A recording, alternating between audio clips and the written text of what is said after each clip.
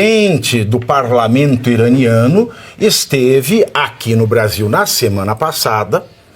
Ninguém me contou, eu vi, eu fui para Brasília para um evento e, coincidentemente, cheguei no hotel, estava tudo bloqueado, tinha a bandeira do Irã e do Brasil, a polícia do Distrito Federal toda lá, e eu tive a infelicidade de topar com o presidente do parlamento iraniano em Brasília na semana passada.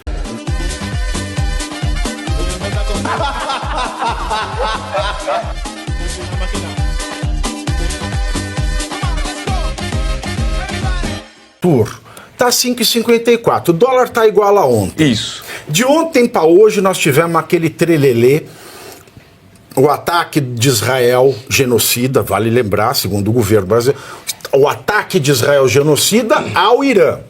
O Irã, que vale lembrar, o presidente do parlamento iraniano esteve aqui no Brasil na semana passada. Ninguém me contou, eu vi.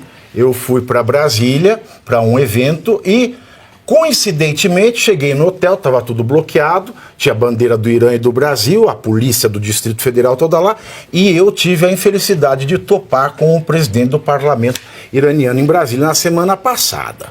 Ele foi para a Venezuela, foi para Cuba e de Cuba ele veio para o Brasil e aqui esteve. O Brasil não é... O Planária, né?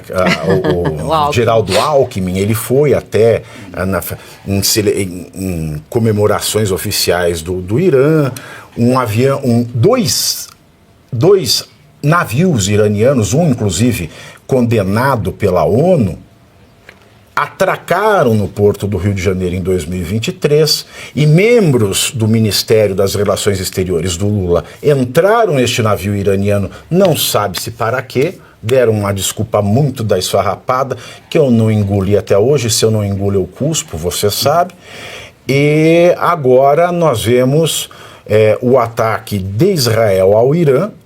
Israel, que é atacado pelo governo brasileiro, o governo Lula diz que Israel é genocida, junto com os artistas, o que eu vi de viado, amigo meu, postando no Instagram, Luiz Arthur Nogueira.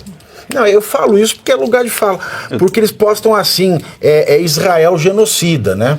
Os gays árabes. Aí eu fico me perguntando, porque quando eu vou na parada gay de Tel Aviv, tá todo mundo lá com o shortinho mostrando a popa da bunda. Agora, eu quero ver esse povo ir com o shortinho mostrando a popa da bunda lá na faixa de Gaza. E gritar, eu sou bonita, pra ver o que acontece. Aí fica aí, genocida, aí aconteceu isso ontem, o dólar aqui no Brasil não teve efeito. E o petróleo, e isso e aquilo. Vamos lá, Vivi. Na verdade, teve efeito, o dólar chegou a bater 5,60 e agora voltou para 5,54. E esse movimento foi global. O dólar acabou subindo no mundo inteiro, porque no pânico todo mundo corre para a moeda americana. Depois todo mundo percebeu que há uma chance do Trump conseguir um acordo com o Irã para acalmar tudo e, portanto, o dólar voltou ao patamar anterior. O problema principal econômico é o petróleo, porque aquela região é grande produtora de petróleo e não tem jeito. Quando tem alguma guerra lá, o barril sobe. Então subiu 12%, agora a alta está menor, de 6%, mas isso preocupa por quê? Porque petróleo mais caro é combustível mais caro, gera inflação maior obriga uma alta de juros, por sua vez isso gera um menor crescimento e é ruim para o mundo inteiro. Daí a preocupação para que não ocorra de fato uma grande guerra entre Israel e Irã. E no Brasil isso é muito sério, porque o Juscelino Kubitschek, ele fez o grande favor do Brasil em matar, não é, as vias ferroviárias para criar um país automobilístico, certo? Certo. O diesel também vem. Perfeito, tudo vem do diesel. Tudo vem do petróleo. E o petróleo afeta custo de frete, porque o transporte, como você bem lembrou, é por rodovias, por caminhões que usam diesel. Então, quando o petróleo sobe, o combustível fica caro, afeta a economia brasileira como um todo. Isso ocorreu, Pavinato, em 2022, quando começou a guerra da Rússia na Ucrânia. Na época, o barril do petróleo superou $120. Só para você ter uma referência, ontem estava $69, chegou a bater $78 e agora está a $74. Então a coisa está boa para a Petrobras. A Petrobras, então, é uma empresa, neste momento, dá para confiar? Se você investiria na Petrobras? Estaria bom para a Petrobras se ela fosse uma empresa bem gerida, ou seja, se ela tivesse autonomia para subir preço de combustível quando o petróleo sobe. Como quem manda é o governo, a Petrobras, na verdade, normalmente perde dinheiro quando o petróleo fica mais caro.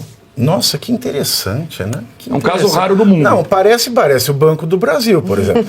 Você veja, Itaú, lucro recorde no trimestre, Bradesco, lucro recorde no trimestre, Santander com lucro. Qual foi o único banco que teve prejuízo? Banco do Brasil. Isso porque a Caixa ninguém fala. Exato, né? A Caixa é uma grande, literalmente, caixa preta, né? Porque não é uma empresa com capital em bolsa, eles não prestam satisfação nenhuma para a sociedade. Muito bem. E por que Israel atacou o Irã, professor Suano? Ele acordou com o ovo virado?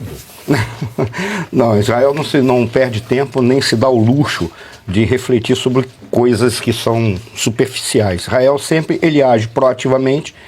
Entre a desonra e a guerra, ele prefere a guerra, em especial quando eles fazem determinadas ações com caráter preventivo. Mas o Irã é uma democracia tão linda. Segundo planária, né? A mulher lá só morre porque quer, se deixar o véu cair. Se a mulher tem vergonha na cara no Irã, ela não deixa o véu cair e não morre. Os gays também, né? Que segundo eles sofrem bastante não, lá. São enforcados. Lá nem tem. São enforcados. Nós não podemos ir lá, não. Continuando. Eu não posso, mas só para dar uma continuada, porque acaba ficando uma coisa... quando trata de Israel, é muito sério.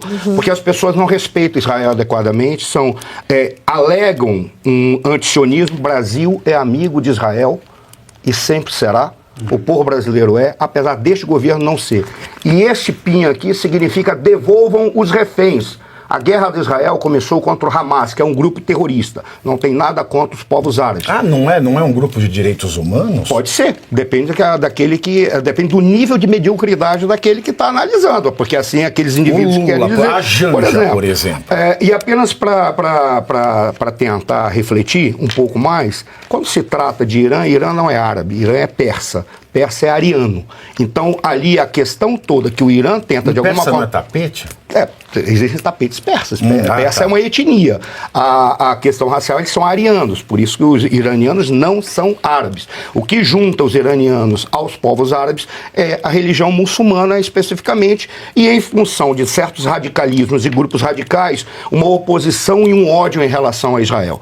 Agora, para falar isso... Alexandre de Moraes é o Khamenei brasileiro? Não, ele não tem capacidade de ser um Khamenei, porque ele não foi escolhido por nenhum órgão para tanto.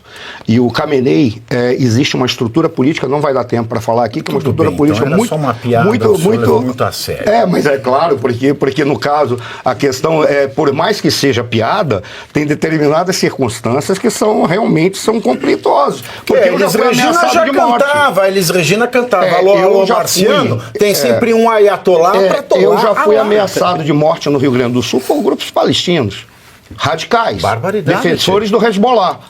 E tentaram me pegar lá. Eram gaúchos que resbolavam? Não tem problema, estamos lá. Eram os gaúchos todos resbolando? Imagina os gaúchos resbolando? Então eu tenho muito cuidado com relação a isso. Não pode. Deixa eu só concluir, porque senão estende muito, porque a pergunta foi feita e não foi respondida. Não, mas o professor e a pergunta foi, por que Israel fez isso? Porque Israel ela atua preventivamente em relação a determinadas circunstâncias.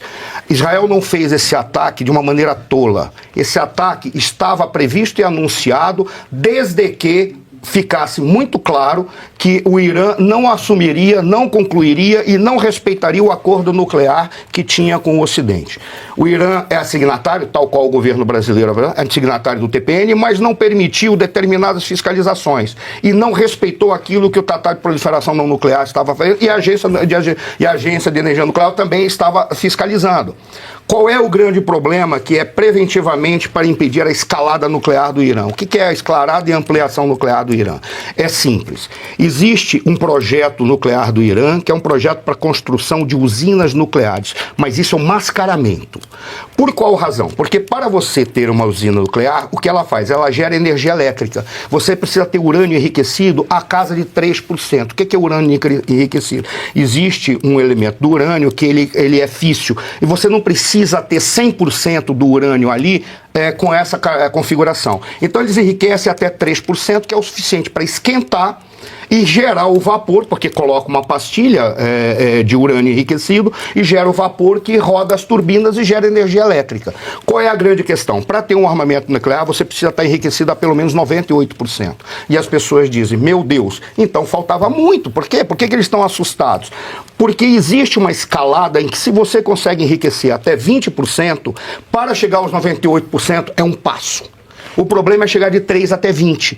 Aí ele teve apoio da Coreia do Norte, teve apoio de uma série de grupos criminosos internacionais que estavam apoiando o governo iraniano para chegar aos 20% e daí chegar aos 90%. O Serviço de Inteligência de Israel já identificou, segundo foi divulgado em vários lugares pelo mundo, não aqui no Brasil, já tem identificado que eles já tinham urânio suficiente para produzir de 9 a 11 ogivas nucleares. Ou seja, não é pelos 20. Não é pelos 20. É porque tem já capacidade de produzir ogivas nucleares. Aí fica a grande consideração. Se eles têm essa capacidade para produzir rapidamente mísseis, ogivas nucleares em tempo recorde, qual é o risco que tem para a segurança internacional? É muito claro, muito rápido, muito direto, muito objetivo. Irã defende, o governo iraniano, não os iranianos, defende a extinção do Estado de Israel. E defende a extinção do Estado de Israel com uma guerra de aniquilação, se necessário for. Esse é o que é o grande problema, que não é divulgado. Aí o que Israel fez? Vamos fazer com o Irã a mesma coisa que fizemos com o Iraque. O que foi que Israel fez com o Iraque? Quando o Iraque tentou produzir o armamento nuclear, Israel foi lá e bombardeou todas as usinas e todos os centros de produção de energia nuclear. Fez a mesma coisa. Pegou algumas autoridades, eliminou algumas autoridades e alguns cientistas. Qual é a importância disso? Eles trabalham num sistema de compartilhamento de informações. Significa o quê? Uma informação que é dada para você, outra é dada para a Ana, outra é dada para o Douglas, outra para o Arthur, outra para mim. Significa o quê? Para eu compor o projeto, eu tenho que juntar as 5 informações. Ora, se eu não juntar as 5 informações, eu desacelero o andamento do projeto ou não concluo ele. Se eu pego algumas autoridades, dentre elas autoridades intelectuais que estão fazendo o projeto nuclear, eu tenho, pelo compartilhamento de informações, eu retardo a execução. Por isso que ele foi atrás dos técnicos e dos cientistas nucleares. Assim, ele já retarda o processo. Foi uma medida preventiva, não foi algo de translocado. Tanto que Israel é tão inteligente que, sabendo o quê? Da possibilidade de retaliação por parte do Irã, ele já minou aquela base de ação concreta que o Israel teria na sua fronteira, que é o Hezbollah. Se lembra quando você fez uma pergunta, o que é que o cara do Irã estava fazendo aqui? Naquele momento que ele estava aqui, o Brasil estava fazendo encontros para defender os Hezbollah como uma unidade política. Estava fazendo ações políticas e, inclusive, estava tentando, de alguma maneira, fazer reuniões políticas com o Hezbollah. Por isso, ele esteve aqui para respaldar isso. Qual é a grande questão? Israel já anulou o Hezbollah numa das maiores ações estratégicas e táticas e de inteligência da história da humanidade, quando ele aniquilou o Hezbollah de uma paulada só, pegando todas as lideranças e todos os principais atores militares do Hezbollah. Aquilo foi uma obra de arte, apesar de ter sofrimento, guerra, morte, sangue, mas foi uma obra de arte que eles fizeram. Como o Irã não tem mais o Hezbollah nesse momento, a retaliação vai ser com drones ou tentar pegar os Houthis para chegar em Israel. Só que os Houthis estão distante o suficiente para ter problemas logísticos. Significa o quê? Existe a possibilidade de uma escalada, só se o Irã convencer radicais muçulmanos árabes, por isso que eu comecei dizendo que eles são persas. O que une é apenas o islamismo, e em especial o islamismo radical. Convencer muçulmanos radicais árabes para atacarem Israel na sua totalidade. Só que Israel, os judeus sobrevivem há 5.000 anos, resistiram 2.000 anos de perseguição, resistiram ao Holocausto, resistiram a várias guerras do Oriente Médio e certamente o Estado de Israel vai resistir a um ataque dessa natureza. Agora, e se o Brasil pegar as mulheres da esquerda e mandar para o Irã? Vai ser com muito esse bom. tanto de canhão, será que Israel perde? Fica esta pergunta. Deixa eu tirar aqui o meu chapéu para os nossos mais de 100. E você aí, já está preparado para ter todos os argumentos para dizer que Marx não foi um cara legal, para dizer que o comunismo não é um lugar para diversidade, para desmontar essa grande fake news histórica da esquerda, que é repetida por nossos professores de história, de geografia, de sociologia, que é repetida nas universidades, que é repetida nos livros. Está preparado para dizer por que Marx não era um cara legal e por que todo marxista raiz também não é, e por que o comunismo é terrível? Você já leu Nos Anais de Marx? Pois é, aqui nesse livro você vai encontrar tudo o que você precisa saber para responder aquele sabichão que diz que Marx é um cara legal, pois não é. Leia agora Nos Anais de Marx, a trolha do comunismo transviado para encaçapar idiotes. À venda em todas as livrarias do Brasil, pelo site ou nas lojas físicas. Não deixe de ler.